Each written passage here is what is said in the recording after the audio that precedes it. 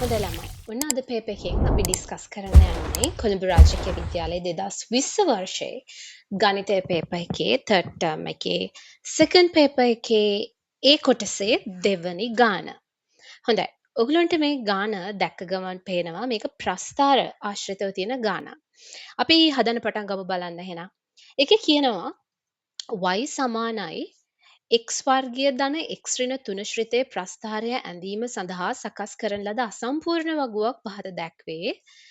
X සමානයි ඍණ 2 වන විට x ගේ අගය ඍණ 2 වෙන විට y හි අගය හොයන්න කියන එක තමයි ඔයගොල්ලන්ට කියන්නේ. හරි. ඒක නම් හරිම ලේසියිනේ.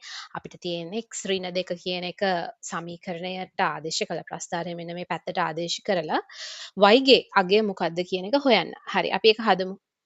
අපි මුලින්ම ගාන ලියා ගමුතේ y අපි මෙතන ගානේ අංකය මුලින්ම ලියාගෙන ප්‍රස්ථාරය ලියාගමු y සමානයි x වර්ගය ධන x ඍණ 3 නේ.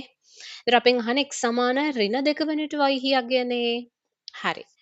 එතකොට x සමානයි ඍණ 2 වෙන විට.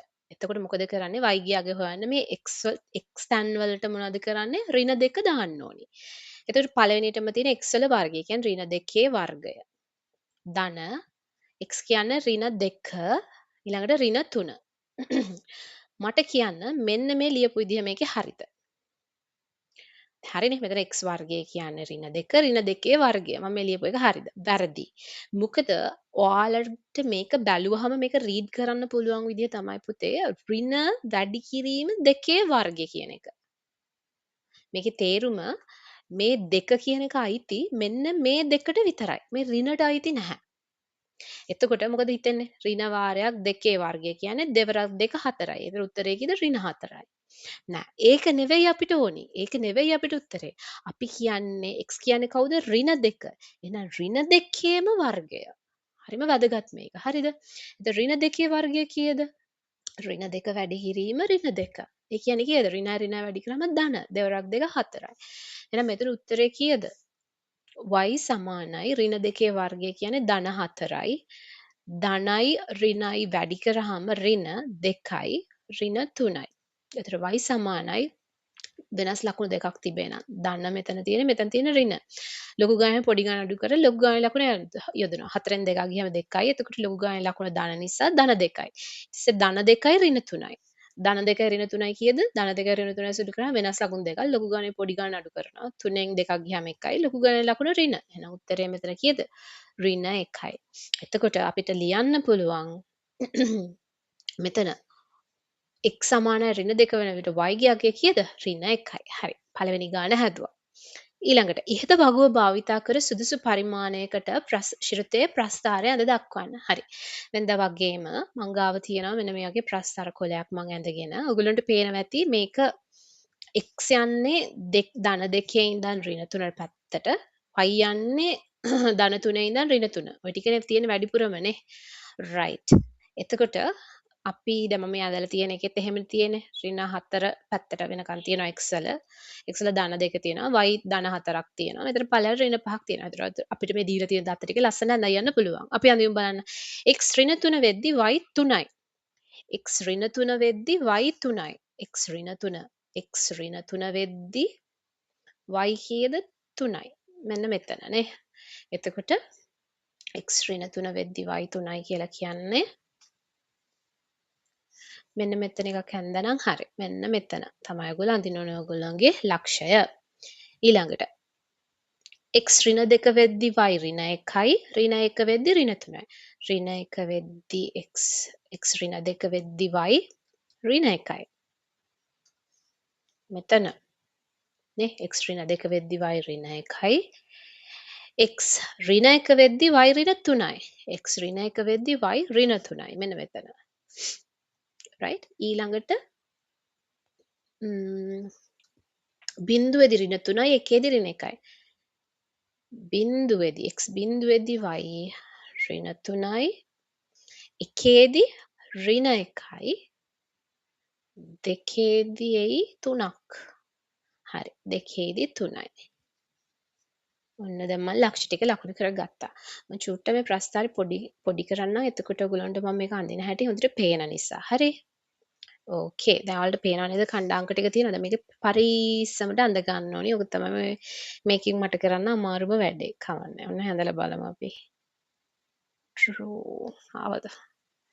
ආවේ නෑ වගේ නේ ළමයි ලස්සනට.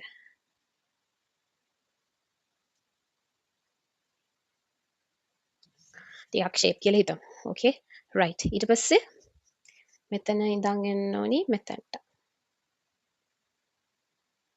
right. මෙතන අන්න පේනවද? මෙතන නැහැ මුකුත් අන්තිම ලක්ෂයක්. ඒ කියන්නේ මේ අවම ලක්ෂයක් නැහැ. ගැටලුවක් නැහැ. ඒක අපිට හොයාගන්න තමයි දීලා තියෙන්නේ. හරිද?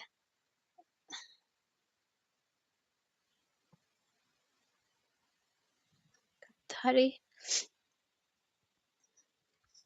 ඊට පස්සේ මට තියන්න මෙතන ඉඳන් මේක ෂේප් එකේ අඳ ගන්න ළමයි.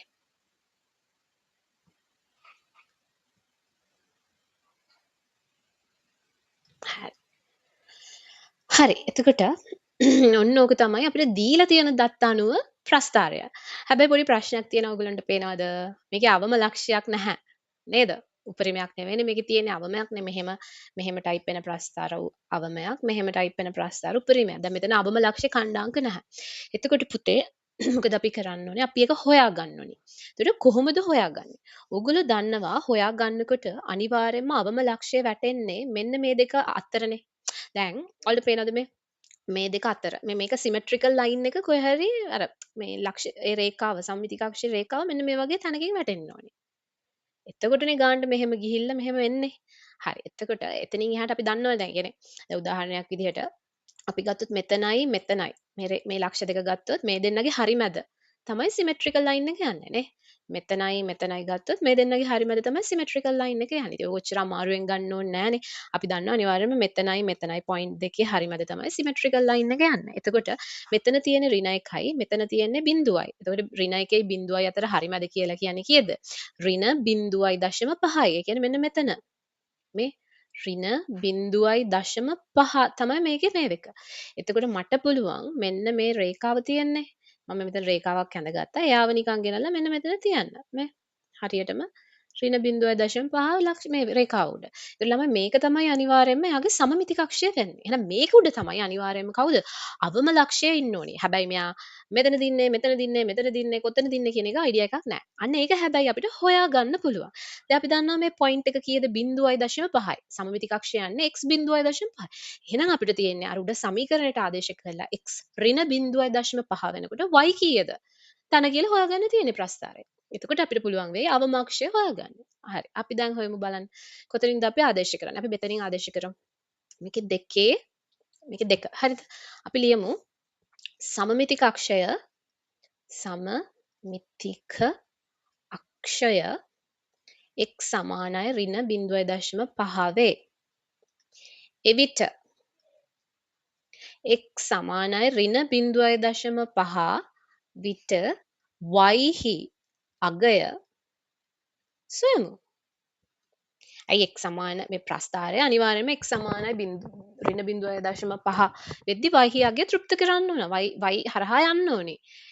ඒ අදාළ y ලක්ෂ්‍ය හරහා. එතකොට අපි හදමු අපේ සමීකරණය මොකද්ද? y සමාන x වර්ගය ධන x ඍණ 3. එතකොට y සමානයි x වර්ගය ධන x ඍණ 3. x සමානයි කීයද? ඍණ 0.5 විට. හරි. එතකොට y සමානයි ඍණ 0.5 x වෙනුවට දාන ඍණ 0.5 යාගේ වර්ගය ධන ඍණ 0.5 ඍණ 3. right. මේක එකපාරටම හිතෙන් ගුණ කරගන්න පුළුවන්ද? 0.5 කියන්නේ කීයද? දශමය අමතක කරොත් 5 වගේ. 5 වරක් 5 කීයද? 25යි. ඍණයි කීයද? ධන. ඒතර අනිවාර්යෙන්ම මගේ ලකුණ ධන වෙන්න ඕනේ. ඒතකොට මෙතන එක දශම ස්ථානයක්නේ. ඒතකොට 0.5 වැඩි කිරීම 0.5 කියන්නේ මෙතන ඉඳන් දශම ස්ථාන දෙකක් ඉස්සරහට පන්නන්න ඕනේ. එතකොට ඍණ 0.5 වර්ගය වෙන්නේ 0.25යි. ධනයි ඍණයි වැඩි කරාම කීයද? ඍණ 0.5 ඍණ 3. එතකොට y සමානයි ධන 0.25 ඍණ 0.5 මේකෙන් හරියට 50 වගේ මේකෙන් 25 වගේ. එතකොට මෙතනට එන්නේ මෙයාගෙන් මෙයා අඩු කරාම ඍණ 0.25යි. හරි සුළු කරලා ඕනම් බලන්න. ඍණ 3 මම එහෙමම දානවා. එතකොට එක සමාන ලකුණු දෙකක් එකතු කරලා එම ලකුණම දානවා. එතකොට ඍණ 0.25යි 3යි එකතු කරාම ඍණ 3.25යි. ඔන්න. තේරුණා නේද? ඍණ 3.25යි. එහෙනම් මේකේ අවම ලක්ෂයේදී y ගේ අගය කීයද? ඍණ 3.25යි. right. එතකොට ළමයි මෙන්න මෙතන ඇවිල්ලා ඍණ 3.5යිනේ මේ කැල්ල. අය ඍණ 3යි මෙතන ඍණ 3යි මෙතන ඍණ 4යි. එතකොට මේ දෙන්නගේ හරි මැද කියන ඍණ 3.5යි. එතකොට ඍණ 3.25 කියලා කියන්නේ එයාගේ හරි මැද. මෙන්න මෙතන පොයින්ට් එක තමයි එන්නේ. ඒ කියන්නේ මෙතන කොටු 5 තියෙනවානේ. කොටු 5 දෙකමාර. මෙන්න මෙතන ඉඳන් කොටු දෙකමාර පල්ලෙහාට තමයි ඍණ 3.25ක් ඉන්නේ. ඒ කියන්නේ හරියටම මෙන්න මෙතන තමයි ළමයි පොයින්ට් එක හරි මැද. එහෙනම් ඔයාලා මෙන්න මෙහෙම මේ ප්‍රස්ථාරය ඇඳලා දැම්මනම් ෆුල් මාක්ස් මේකට හම්බ වෙයි. හරි නේද? ඔන්න ඕක තමයි ඔයාලට ඔය කියන මොකක්ද? ඉහත වගුව භාවිතා කර සුදුසු පරිමාණයකට ශ්‍රිතේ ප්‍රස්ථාරය අඳ දක්වන්න. ඔන්න ඔය ටික තමයි ඔයගොල්ලෝ ඇඳ ගන්න. ඒතර මේකේ පොඩි චැලෙන්ජ් එකක් තියෙනවා. ඔයගොල්ලන්ට අවම ලක්ෂයේ ඛණ්ඩාංක නැහැ දීලා. ඒතර ඒක හොයා ගන්න ඕනි. කොහොමද සමමිති කක්ෂය අරගෙන සමමිති කක්ෂයේ සමීකරණයේදී අපි දන්නවා අනිවාර්යයෙන්ම ඒ හරහා තමයි අවම ලක්ෂය යන්නේ. එතකොට ඒ සමමිති කක්ෂයේ සමීකරණය දන්නවා නම් අපිට හොයාගන්න පුළුවන් ඒ වෙලාවේදී x ගේ අගය මේ තියෙන මේ අපි හෙව්වේ. ඒතර x ගේ අගය ඍණ 0.5. ඒතර ඒක අපි සමීකරණයට ආදේශ කරොත් අනිවාර්යයෙන්ම අපිට ප්‍රස්ථාරයේ y ගේ අගය x සමාන ඍණ 0.5 විට y ගේ අගය හොයාගන්න පුළුවන්. ඒතර අපිට හෙව් ආවා ගානේ ඍණ 3.25 කියලා ප්‍රස්ථාරයේ අවම ලක්ෂයේ දී y මොකද්ද y අක්ෂයේ ඛණ්ඩාංකය. හරි නේද? ඕකේ. ඊළඟට ශ්‍රිතේ සම්මිතික රේඛාව ඇඳ එම රේඛාවේ සමීකරණය ලියන්න. ඒතර අපි ඒක ඔල්රෙඩි ඇඳනේ. ඒතර ඒකේ සමීකරණය තමයි මොකක්ද? b වල පළවෙනි එක. මෙතනම අපි ලියමු උත්තරේ. b වල පළවෙනි එක. එතකොට ඒකේ සමීකරණය තමයි x සමානයි මොකද්ද මේ ඍණ 0.5යි නේ. මෙන්න මේ රේඛාවේ සමීකරණය අහන්නේ. කවුරු හරහාද යන්නේ? ඍණ 0.5 හරහා. එහෙනම් අපිට ලියන්න බුණා x සමානයි ඍණ 0.5 කියලා සම්මිති කක්ෂයේ සමීකරණය. අපි ඒක ඇඳලා තියෙන්නේ. ඊට පස්සේ ප්‍රස්ථාරය අසුරෙන් හා වීජීය ක්‍රමයෙන් x ධන භාගයේ වර්ගය ඍණ 3යි 4න් එකේ මූල සමීකරණයේ මූල ලියා දක්වන්න. ප්‍රස්ථාරය අසුරෙන් හා වීජීය ක්‍රමයෙන් අවස්ථා දෙකෙම කරනවා. ඒතර අපි දන්නවා අනිවාර්යයෙන්ම ප්‍රස්ථාරයක මූල හම්බ වෙන්නේ කොතනදද? ඔයාලා දන්නවනේ y බිඳුව කියන y බිඳුව වෙන්නේ කොතනදද? y බිඳුව මේකනේ නේ. මේ y රේඛාව ඒකේ y බිඳුව වෙන්නේ මෙන්න මෙතන. එතකොට y සමානයි බිඳුව වෙන වෙලාවේදී x ගේ අගයන් දෙකට තමයි අපි කියන්නේ මොකද්ද? ප්‍රස්ථාරයේ මූල කියලා. හරිද? ඒ කියන්නේ සරලවම ප්‍රස්ථාරයේ මූල කියලා කියන්නේ මොකද්ද පුතේ? මෙන්න මේ ලක්ෂ දෙකට මෙන්න මේ ලක්ෂ දෙක තමයි මොකක්ද? ප්‍රස්ථාරයේ මූල වෙන්නේ. එතකොට අපි හදමු බලන්න ප්‍රස්ථාරය ඇසුරෙන් එතකොට මෙයාගේ මූල වෙන්නේ මොනවාද? අපි හීනියට බැලුවොත් මේක ගිහිල්ලා මෙන්න මෙතන තමයි කැපෙන්නේ නේ. මෙතනයි මෙන්න මෙතනයි. එතකොට මෙතන ධන 1 මෙතන 1.5නේ. 1.5ත් 1.5 මෙතන ඇවිල්ලා 1.1 1.2 1.3 1.4 ඒ දෙක අතර මැද වගේ. අපි ගමු ආසන්නව 1.1 2 3 කියලා. x සමානයි ධන 1.3 කියලා ගමුද ළමයි 3 හරි 4 හරි තමයි එනවා 1 2 3 4 අපි 3 කියලා දාමුකෝ ධන 1.3 හෝ ඍණ පැත්තෙන් ගියොත් ඍණ 2.1 2.2 2.3 2.4 ඍණ 2.4 වගේ මේකේ නම් පෙන්නන්නේ නේ x සමානයි ඍණ 2.4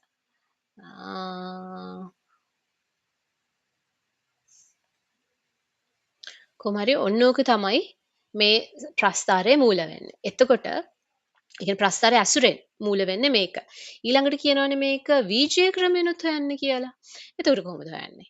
වීජීය ක්‍රමයෙන් ප්‍රස්ථාරයේ ඇසුරෙන් හා වීජීය ක්‍රමයෙන් තව පොඩි දෙයක් තියෙනවා. මේක මේ මෙහෙම කරන්න ඉස්සෙල්ලා ළමයි මම මේක මකනවා. දැන් මොකද්ද මේ ගානේ කියන්නේ? මොකද්ද සමීකරණයක් දීලා තියනවා නේද අපිට? අපිට දීලා තියෙනවා x ධන භාගයේ වර්ගය ඍණ 3යි 4න් 1 සමානයි බිඳුව. x ධන භාගයේ වර්ගය ඍණ 3යි 4න් 1 සමානයි බිඳුව. සමීකරණය තමයි අපිට මූල හොයන්න කියලා කියන්නේ. දැන් අපිට දීපු සමීකරණය වෙන જાති එකක්නේ. x වර්ගයේ ධන x ඍණ 3 කියලානේ. නමුත් අපිට මේ දැන් හොයන්න කියන්නේ මූල වෙන එක්කෙනෙක්ට. අපි බලමු මෙයාව සුළු කරලා පුතේ අර අපිට අපේ ඔරිජිනල් සමීකරණය මොකක්ද? x වර්ගයේ ධන x ධන 3 නේද? ඍණ 3. ඍණ 3 සමානයි y කියලානේ අපේ ආරම්භක සමීකරණෙල් තියෙන්නේ. අපි බලමු මේ ඉන්නේ මෙයාමද කියලා. හරි. අපි සුළු කරමු බලන්න. අපිට මෙයාව සුළු කරගන්න පුළුවන් නේ. මේකේ තියෙන්නේ මේකේ මොකද්ද තියෙන්නේ? මේක මකන්නම්. තා පැහැදිලි වෙනවනේ ටික. right. එතකොට පළවෙනි පදයේ වර්ගය පද දෙකේ ගුණිතේ දෙගුණය දන දෙවෙනි පදයේ වර්ගය. එහෙමනේ මනෝමයෙන් මේක සුළු කරන්නේ. එතකොට මේක සුළු කරාම අපි මේකේ left hand side ගමුකෝ. left hand side කියන එක ඒ කියන්නේ x ධන භාගයේ සම්පූර්ණ වර්ගය ඍණ 3යි 4න් 1.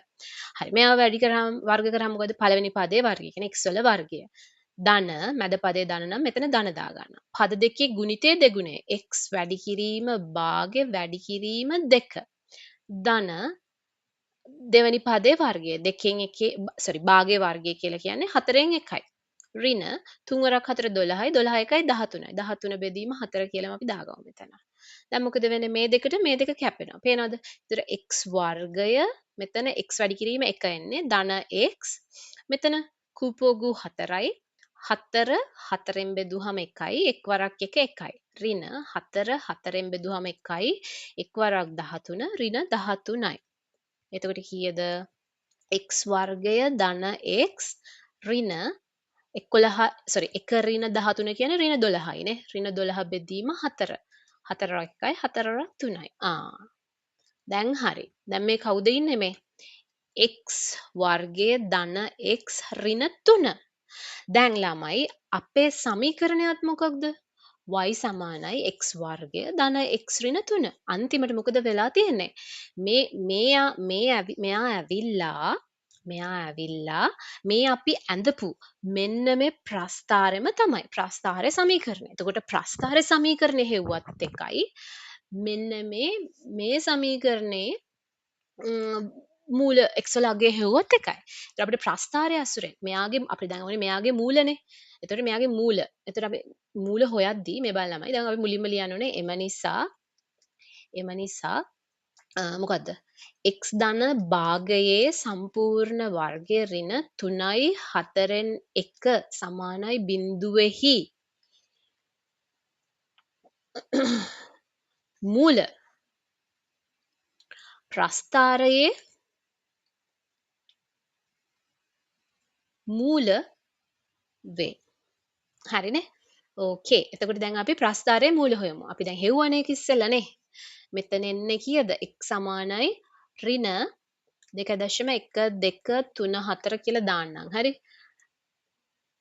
එම නිසා මේකේ මූල එම නිසා ප්‍රස්ථාරය අසුරින් මූල වෙන්නේ කීයද? x සමානයි ඍණ 2.4 හෝ x සමානයි 1.123 කියලාම දාන්නද මම? 1.4 ධන 1.4 වේ. හරි නේද? දැන් අපිට තව එකක් තියෙනවා. එතන ඉවර කරන්න කියලා නෑ. වැඩ ගොඩයි. මේ අපිට කියනවා ප්‍රස්ථාරය ඇසුරින් හා බීජීය ක්‍රමයෙන් සමීකරණයේ මූලලියා දක්වන්න. හරි. එතකොට දැන් අපිට කියනවා බීජීය ක්‍රමය ඇසුරෙන් මෙන්න මේ සමීකරණයේ x වර්ගය ධන භාගයේ x ධන භාගයේ සම්පූර්ණ වර්ගය ඍණ 3යි 4න් 1 එක සමානයි බිඳුවේ සමීකරණ මූල හොයන්නේ කියලා බීජීය ක්‍රමය ඇසුරෙන්. ඒතර පුතේ අපිට කරන්න තියෙන මෙතන x උක්ත කරගන්න එකනේ. එතකොට අපි x උක්ත කරගන්න කලින් මුලින්ම මෙන්න මේ ප්‍රකාශනය උක්ත කරගමු. එතකොට මොකද තියෙන්නේ? x ධන භාගයේ සම්පූර්ණ වර්ගය සමානයි.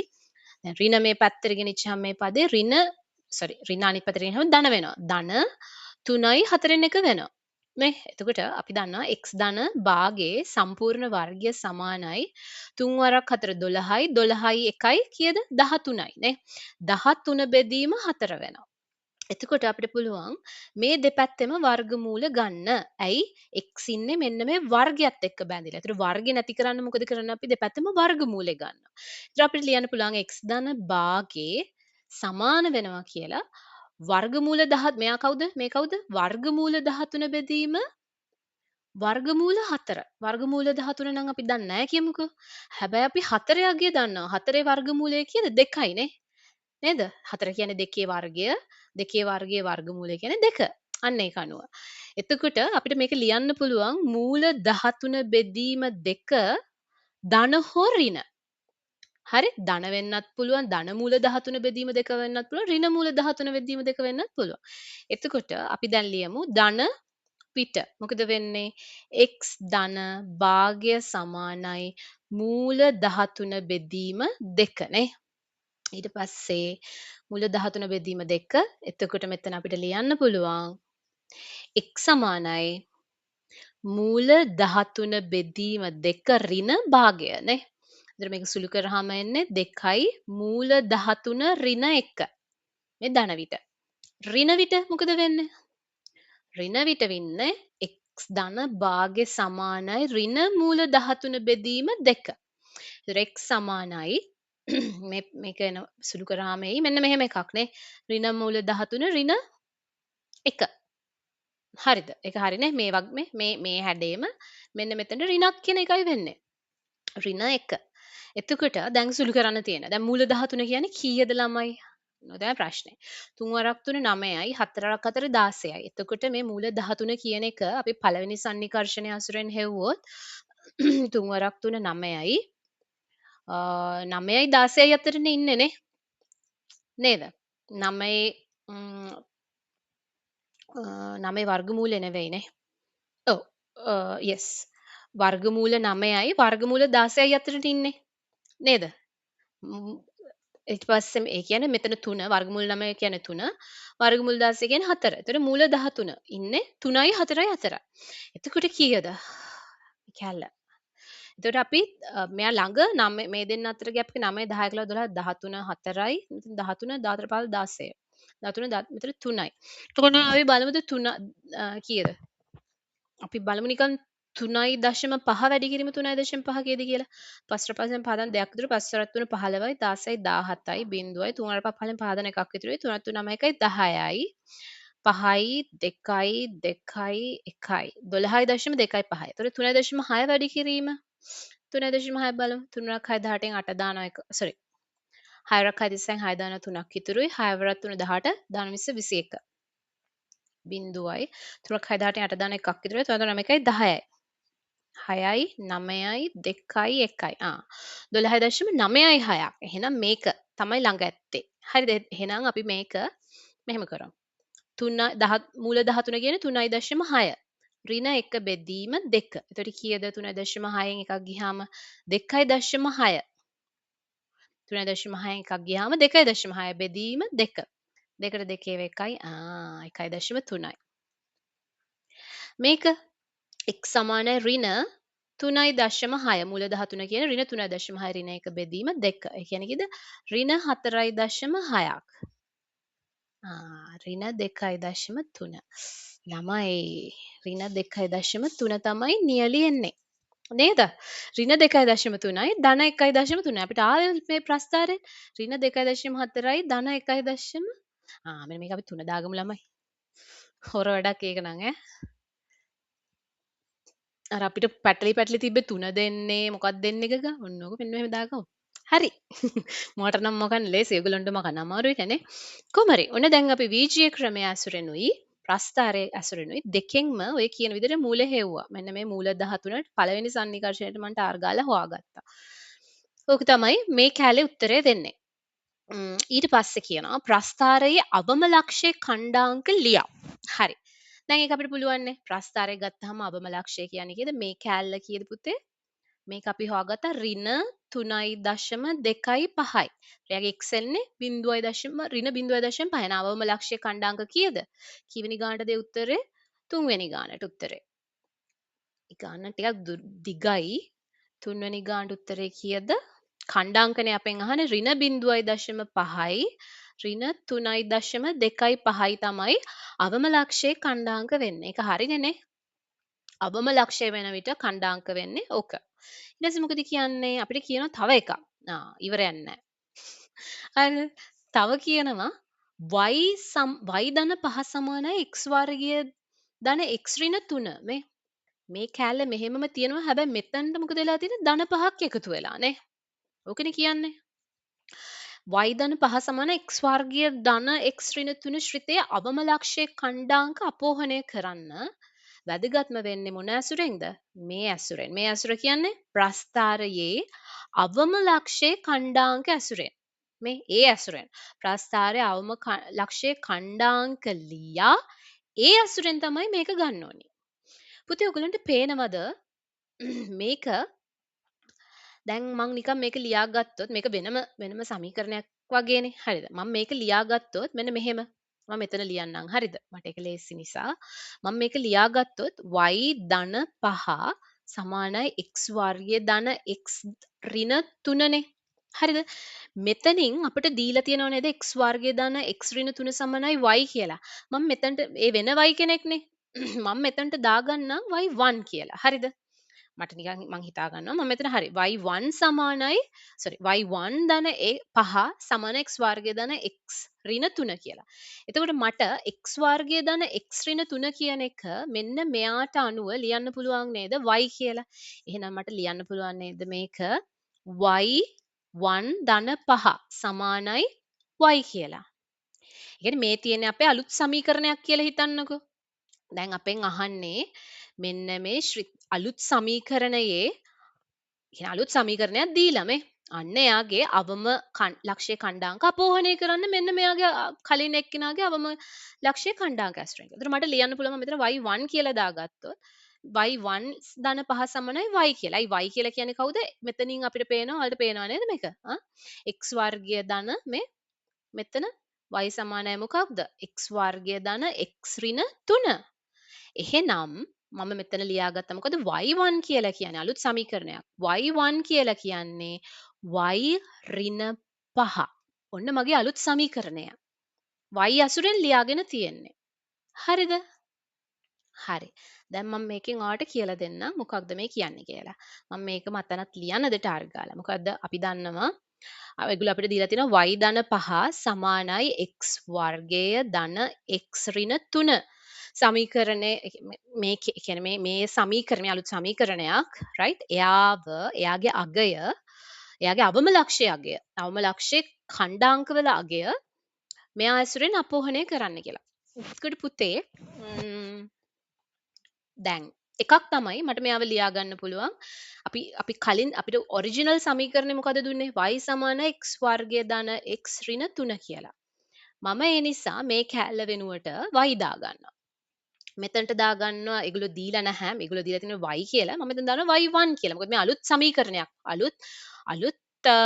අලුත් සමීකරණයක් තමයි y1 ඇසුරෙන් යුක්ත කරගන්නේ. ඒතර මට ලියන්න පුළුවන් y1 ධන 5 සමානයි මෙතන මේක අනුව y කියලා. මේක එක කියලා ගමුකෝ එක ඇසුරෙන්. මෙතන ලියමු. අපි චුට්ටක් මකලා පල්ලෙහාට අරගෙන ලියමු. එක ඇසුරින් අපිට ලියන්න පුළුවන් y1 ධන 5 සමානයි y කියලා. right? එතකොට y1 කියලා කියන්නේ කවුද? y ඍණ 5.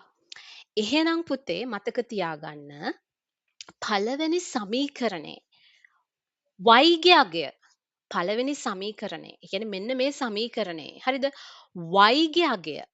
මොනවාද y ගේ අගය? ද උදාහරණයක් විදිහට ප්‍රස්ථාරයට ගියොත් මේ ලක්ෂය ගත්තොත් මේ ලක්ෂය ගත්තොත් හරිද මේක මේ ලක්ෂය ගත්තොත් එයාගේ y ගේ අගය කීයද?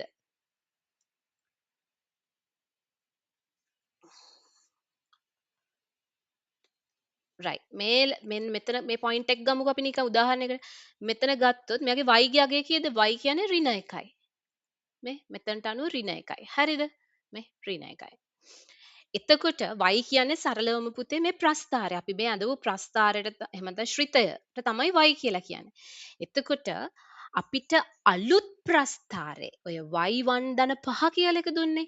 අන්න එයාගේ ඕනෑම y ඛණ්ඩයක y ලක්ෂයක අගය හොයන්න පුළුවන්. මෙයාගේ y ලක්ෂයේ අගයෙන් 5ක් අඩු කරාම හරි සරලයි. එතකොට මේ අපේ දීපු සමීකරණේ අපි දන්නවා කියන්නේ අපි අඳපු ප්‍රස්ථාරය අවම ලක්ෂය කීයද? ඍණ 3.5යි. එහෙනම් අපිට මේ දීලා තියෙන අලුත් සමීකරණය මේ මෙන්න මේ දීලා තියෙන අලුත් සමීකරණයේ y අගය හොයන්න පුළුවන්. එයා ඒ අවම ලක්ෂයේ y කණ්ඩාංකයෙන් 5ක් අඩු කරාම. ඒතර අපි ලියමු එම නිසා නව සමීකරණයේ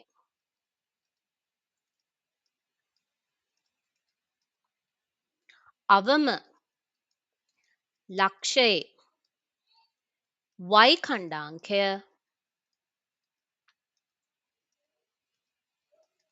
එක සමීකරණයේ අවම ලක්ෂයේ y කණ්ඩාංකයට වඩා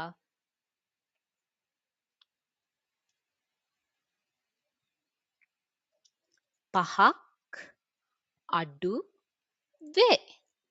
තේරුණාද? එතකොට දැන් අපි හිතමුකෝ අලුත් සමීකරණේ y1 සමීකරණේ මිනිමම් ලක්ෂයේ y කණ්ඩාංකය මොනවාද? අපේ පළවෙනි සමීකරණේ y මිනිමම් එකේ y සමීකරණය කියන්නේ මේකනේ. මෙයාගේ මිනිමම් එකේ y කණ්ඩාංකයෙන් 5ක් අඩු කරලා එන අගයට. ඒතර අපි දන්නවා y මිනිමම් එක කීයද? ඍණ 3.5. එහෙනම් ඍණ 3.5 ඍණ 5 කියලා කියන්නේ කීයද? එක සමාන ලකුණු දෙකක් එකතු කරලා එම ලකුණම යොදනවා. එතකොට ඍණ 3.5යි ඍණ 5යි එකතු කරාම එහෙම නැත්නම් 3.5යි 5යි එකතු කරාම 8.5යි පොදු ලකුණ කවුද? ඍණ. ඔන්න ඍණ හෙව්වා. දැන් මේ අලුතෙන් හදපු සමීකරණය කොයි වගේද? අපි මේක ගත්තොත් මෙන්න මේක 2 කියලා දාගත්තොත් දෙකෙහි මේ බලන්න එක් කොයි වගේද y සමානයි x වර්ගය ධන x ඍණ 3 මේ ධන පහ අනිත් පැත්තට ගෙනිච්චාම ඍණ 5 වෙනවා නේ. එහෙනම් මේ කීයද y සමානයි x වර්ගය ධන x ඍණ 8. පුතේ මේකේ x වර්ගයේ සංගුණක මුකුත් වෙනස් වෙලා නැහනේ මෙතනටවත් මුකුත් මේ සංගුණක මාරු වෙලා නැහනේ. එතකොට ඒ කියන්නේ දැන් මෙයාගේ විදිහටම තමයි මෙයාගෙත් x වර්ගයේ ධන xම තමයි අලුත් එකෙත් x වර්ගයේ ධන xමයි තියෙන්නේ. එහෙනම් හැඩය මුකුත් වෙනස් වෙන්නේ නැහැ. ප්‍රස්ථාරය. හරිද? ප්‍රස්ථාරය වෙන්නේ කලින් එක්කෙනා මෙන්න මෙතන ඍණ 3.5න් කැපුණා නම් මේ අලුත් ප්‍රස්ථාරේ කෙලින්ම එකක 5ක් පල්ලෙහාට shift වෙලා මෙන්න මේ හැඩේම මෙන්න මෙහෙම එකක් එයි. මෙන්න මෙතන ඍණ 8.5 වෙලා. තේරුණාද? ඕක තමයි වෙන්නේ. ඒතකොට හැඩය වෙනස් වෙන්නේ නැහැ. කෙලින්ම y කණ්ඩාංකේ 5ක් පහළට බහිනවා එකක 5ක් පහළට බහිනවා හැම ලක්ෂයකම ඒක තමයි වෙන්නේ මේ අලුත් සමීකරණය. ඒ නිසා එම නිසා මොකද වෙන්නේ? අර සමමිතික රේඛාවේ සමීකරණය කොයි වෙලාවකවත් පුතේ වෙනස් වෙන්නේ නැත. අලුත් ප්‍රස්ථාරේ පරණ ප්‍රස්ථාරේ. එතකොට ලියමු. තවද 1 හා 2 අපි දාමු 1 හා 3 කියලා මෙන්න මෙයාට 3 කියලා දාගමු. හරි. මෙතන 1 හා 3 ප්‍රස්ථාර දෙකෙහි සමමිති කක්ෂය වෙනස් නොවේ. එවිට x අක්ෂය කීයද? x අක්ෂය මෙතන තියෙන්නේ කීයද එහෙනම්? මේ සමමිති අක්ෂය වෙනස් වෙන්නේ නැත්නම් මෙතන තියෙන ඍණ 0.5ම තමයි.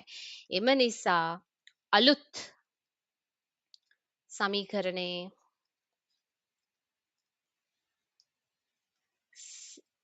අවම ලක්ෂයේ ඛණ්ඩාංක වෙන්නේ මොකක්ද? ඍණ 0.5 ඍණ 8.5 නෙවෙයි නේ මෙතන තියෙන්නේ 3.25 නේ. මෙන්න මම වැරද්දලා ලිව්වා මෙතන. මෙතන 2.5. හරි. එහෙනම් 8.25 වෙනවනේ. ඒතර අලුත් සමීකරණේ ඛණ්ඩාංක මොකද වෙන්න ඕනේ? ඍණ 0.5 ඍණ 8.25 වේ. ඔන්න ඕක තමයි අලුත් සමීකරණයේ අවම ලක්ෂයේ ඛණ්ඩාංක වෙන්නේ. එතකොට අපි ඒක අපෝහණය කරේ මේ කලින් එකේ ලැබුණ අගයන් ඇසුරින්. හරිද? පැහැදිලිද ඒක? මං හිතනවා මේක මේ පැහැදිලි වෙන්නේ නැති කියලා මොනවා හරි පැහැදිලි වෙන්නේ නැත්නම් ආය ආය චුට්ටක් බලන්න. පැහැදිලි නැත්නම් ඒත් කමෙන්ට් කරන්න. මම මේ වගේ තව ගානක් හදන්නම් ඔයගොල්ලෝ එක්ක. හරි? ඕකේ. අන්තිම ගාන නේද දැන් තියෙන්නේ. x බිංදුවට වඩා විශාලයි හෝ සමානයි 3ට වඩා කුඩයි හෝ සමානයි. 3 වෙනකන් ඒව ඇදලත් නැහැ. ගැටලුවක් නැහැ. මෙන්න මෙතන 3ක් තිබ්බනම් මෙතන ඔහොම ගිහලා තව මොකක් හරි එකක් එයි. කමන්නේ මොකක් හරි. ඒ අතර ඒ ප්‍රාන්තරය අතර ශ්‍රිතය හැසිරීම. ශ්‍රිතය හැසිරීම මොකක්ද වෙන්නේ? අපි සාමාන්‍යයෙන් පටන් ගන්න පුතේ මං කියලා දීලා තියෙනවා මෙහෙන් නේද? මෙහෙන් එන්නේ ප්‍රස්ථාරේ මෙතනින් පටන්ගෙන එනවා මෙහෙට. මෙහෙම ඇවිල්ලා මෙහෙම ඇවිල්ලා මෙහෙම ඇවිල්ලා මෙහෙම මෙහෙම මෙහෙම මෙහෙම මෙහෙම යනවා. ඔකනේ වෙන්නේ. එතකොට හැමතිස්සෙම ප්‍රස්ථාරේ පටන් ගන්නෙ වම් අත පැත්තෙන් රීඩ් කරන්න. හරිද? එතකොට මොකද වෙන්නේ? මෙන්න මේ කොටසෙදි ළමයි. ඒ කියන්නේ x x කාට වඩාද වැඩි කියලා කියන්නේ? x බිංදුවට වඩා විශාලනේ. x බිංදුවට වඩා විශාල. ඒ කියන්නේ x බිංදුවට වඩා විශාල කියන්නේ x බිංදුව කියන්නේ මෙතනනේ. රයිට්? මේ මෙතනනේ. එතකොට මෙන්න මෙතන මෙන්න මේ සෙට් එකේ හැසිරීම ගැන තමයි කියන්නේ. මෙන්න මෙතනත් 3ක් තිබ්බොත් මෙයා තව උඩට යයි මෙහෙම. අන්න ඒ හැසිරීම මොකක්ද කියන එක තමයි අහන්නේ. එතකොට මේ වෙලාවේදී x බිංදුව වෙලාවේදී y මොකද වෙන්නේ පුතේ? මේ මෙතනනේ තියෙන්නේ නේ x බිංදුව වෙලාවේදී y ඍණ 3යි. ඔන්න මොකද වෙන්නේ? ඒ ප්‍රාන්තරය ඇසුරෙන් x බිංදුවත් x 3ත් අතර මෙතනනේ 3 තියෙන්නේ ශ්‍රිතය හැසිරීම මොකද වෙන්නේ? මෙතන ඉඳන් මෙන්න මෙතනට x බිංදුවේ ඉඳන් මෙතන ඛණ්ඩාංකය කීයද පුතේ? මෙතන ඛණ්ඩාංකේ අපි හොයුවා 1.3යි නේ. 1.3යි නේ ධන 1.3යි. එතකොට ශ්‍රිතය මේ වෙලාවේදී මෙන්න මේ x මේ ප්‍රාන්තරයේදී ශ්‍රිතය මොකද වෙන්නේ? මෙතනින් පටන්ගෙන මෙහෙට එනවා දැන් මේ මෙතනට වෙනකන් එනවා දිගට දිගට දිගට ඔන්න එනවා. මොකද වෙන්නේ? තාම මෙතනදිත් ඍණ වයිගයාගේ මෙතනදිත් ඍණ මෙතනදිත් ඍණ මෙන්න මෙතනට වෙනකම් මොකද වෙන්නේ? ශ්‍රිතය එහෙමත් නැත්නම් ප්‍රස්ථාරය එහෙම නැත්නම් y ඍණව වැඩි වෙනවා. මෙතනට වෙනකම් මෙන්න මේ ධන 1.3ට වෙනකං ප්‍රස්ථාරය ඍණව වැඩි වෙලා ඊට පස්සේ මෙතන ඉඳන් උඩට කෙලීම මොකද වෙන්නේ? ධනව වැඩි වෙන්න පටන් ගන්නවා. ඕක තමයි ප්‍රස්ථාරයේ ලක්ෂණය. ඒතර අපි ඒක ලියමු එතන. අපිට ලියන්න තියෙන්නේ ප්‍රාන්තරය තුල ශ්‍රිතය. ඒතර x බිංදුවට වඩා විශාලයි. ඒතර අපි විස්තර කළාම ලියමු ඉතින් නේද? අන්තිම ගාන කීයද? කීවෙනි ගානද? 4ද ළමයි? 4. ඔව්. 4. x බිංදුවට වඩා විශාලයි හෝ සමානයි 3ට වඩා කුඩායි හෝ අතර ශ්‍රිතයේ හැසිරීම. කෙලිම මේගොල්ලෝ මේ බිංදුවත් x බිංදුවට වඩා විශාලයි 3ට වඩා කුඩයි කියලා කියන්නේ කෙලිම මේ ප්‍රාන්තරය නිසා මට හිතෙනවා මේගොල්ලෝ මේ අහන්නේ මෙන්න මේ ප්‍රාන්තරයනේ x බිංදුවයි 3යි අතර කෙලිම y වැඩිවීමට පටන් ගනී කියලා ලිව්වත් ඇති පුතේ මට හිතෙන්නේ. වෙන වෙනම අපි ප්‍රාන්තර කඩලා ලියන්න ඕනේ නැහැ. බිංදුවයි මේ 1.3යි අතර ඍණ වැඩි වෙනවා. ඊට පස්සේ 1.3යි 3යි අතර ධන වැඩි වෙන්න ගන්නවා කියලා ලියන්නත් නැතුව කෙලින්ම අහන්නේ අපේ බිංදුවයි 3යි අතරනේ. එතකොට අපි මේක ලියමු ප්‍රස්ථාරය ධන වැඩිවීමට පටන් ගනී. මෙතන මොකද වෙන්නේ? ශ්‍රිතය එහෙම නැත්නම් ප්‍රස්ථාරය අඩු වෙනවා. මෙතන ඍණ 3 ඉඳන් මෙන්න මෙතන මෙන්න මෙතනට වෙනකන් තමයි අඩු වෙන්නේ. හැබැයි එහෙම ලියන්න බෑ අපිට. අපි කඩලම ලියමුනේ. අහපු ප්‍රශ්නේ අහපු විදිය චුට්ටක් හරි නැහැ. අපි ලියමු. මට හිතෙන්නේ එහෙම ලියන එක තමයි හොඳ. මොකද ප්‍රස්ථාරය වැඩි වෙනවා නම් පුතේ මේ කොටසත් වැඩි වෙනව නෙමෙයි. මෙන්න මේ කොටසත් වැඩි වෙන්න ගන්නවනේ. නමුත් අපිට අපේ ගානේ ඉගෙන අහන්න නෑනේ. මේ x ඍණ කෑල්ලක් නෙමෙයි. මේ කොටස අපෙන් අහන්නේ x බිංදුවට වඩා විශාල කෑල්ලද. ඒ කියන්නේ මෙන්න මේ සෙට් එකේදී අපෙන් අහන්නේ. එතකොට අපි කෙලිම ප්‍රාන්තර දෙකම වෙන වෙනම ලියමු. කමක් නෑ. මම දන්නේ ඒගොල්ලෝ මාකින් ස්කීම් එකේ කොහොමද ලියලා තියෙන්නේ කියලා අපි ලියමු මෙහෙම. x විශාලයි බිංදුව කුඩායි හෝ සමානයි 1.3 අවස්ථාවේදී ප්‍රස්ථාරය ඍණව වැඩි වෙනවා නේ. මෙන්න මේ කොටස මෙන්න මේ කොටසදී ප්‍රස්ථාරය ඍණව වැඩි වේ. ලියමු බලන්න.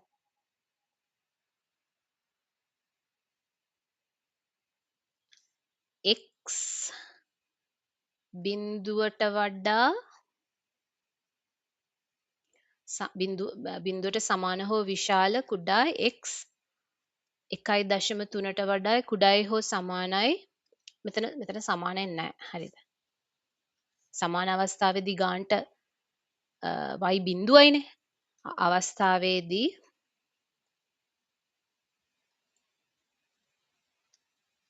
ශ්‍රිතය. එහෙම නැත්නම් මේක ප්‍රස්ථාරය කියලාත් කියනවා. එහෙම නැත්නම් y කියලාත් හදනවා කියනවා. ඍණව වැඩි වන අතර